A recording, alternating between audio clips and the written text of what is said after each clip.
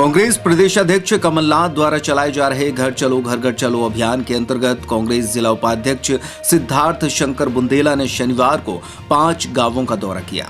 उन्होंने घर घर जाकर लोगों को कांग्रेस की उपलब्धियां गिनाई और लोगों की समस्याओं को सुना। सिद्धार्थ शंकर बुंदेला ग्राम भरवा, सूरजपुरा, राजा मोटा, राजापुर और खड़कुराई पहुंचे।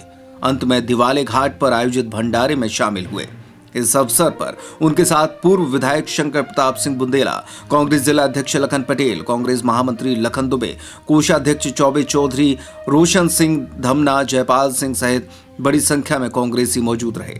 आदरणीय कमलनाथ जी के द्वारा जो आदेश किया गया था घर घर चलो कार्यक्रम प्रदेश भर में कांग्रेस पार्टी चला रही है, तो उसी सिलसिले में हम लोग पिछले कुछ दिनों से राजनगर विधानसभा क्षेत्र में जा रहे हैं।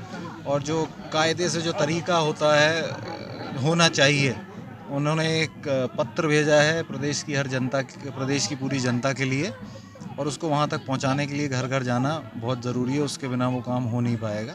तो हम लोग उसको उसी तरीके से कर रहे हैं और घर घर जाके लोगों को उनका संदेश दे रहे हैं। जैसे आपने लोगों की समस्याएं सुनी, क्या समस्याएं थी, क्या समस्या? बहुत समस्याएं हैं, मतलब उसमें एक नहीं है। आप देखो, पेंशन नहीं आ रही 2-3 महीनों से, बिजली की परेशानी है, आधे मतलब 90% जहाँ जिस गांव में जा रहे हैं वहाँ 1-2 डीपीयाँ ख़राब जली पड़ी हुई हैं।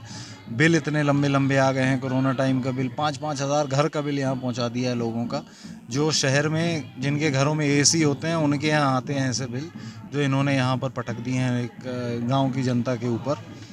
तेल महंगा है, मतलब हर तरीके से परेशान है आदमी। ये हमारे प्रदेश कांग्रेस कमेटी के अध्यक्ष श्री कमलनाथ जी के द्वारा घर घर चलो अभियान के तहत हम लोग इस तरह का कार्यक्रम और साथ में पार्टी की सदस्यता का अभियान भी चल रहे हैं। उसी तारतम्य में आज 3-4 गांव में प्रोग्राम था, जैसा आपको शायद पता हो।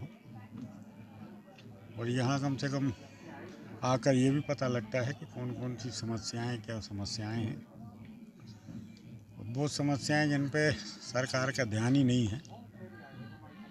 इनका ध्यान तो यहाँ वहाँ की बातें करके कहीं हिंदू मुस्लिम की बात करेंगे, कहीं मंदिर की बात करेंगे, लेकिन जो समस्याएं हैं गांव वालों की, उनके प्रति इनका कोई रुझान नहीं। देखिए, अभी बादल हो रहे हैं, फसल कटी हुई है, कटी भी पड़ी है और कटने को बिल्कुल तैयार है।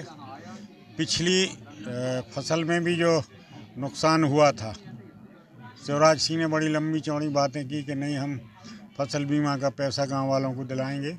हमारे ख्याल से यहाँ एक गांव वाला एक कह दे फसल बीमा का पैसा मिला किसी को, तो हालत ये है कि ये तो भाषण दे के जानते हैं। और किसान की हालत क्या है, उससे बीमा का पैसा तो ज़बरदस्ती ले लिया जाता है। जब वो जाते सोसाइटी से, उन्होंने खाद उठाई और उसके पहले उनका पैसा कट जाता है।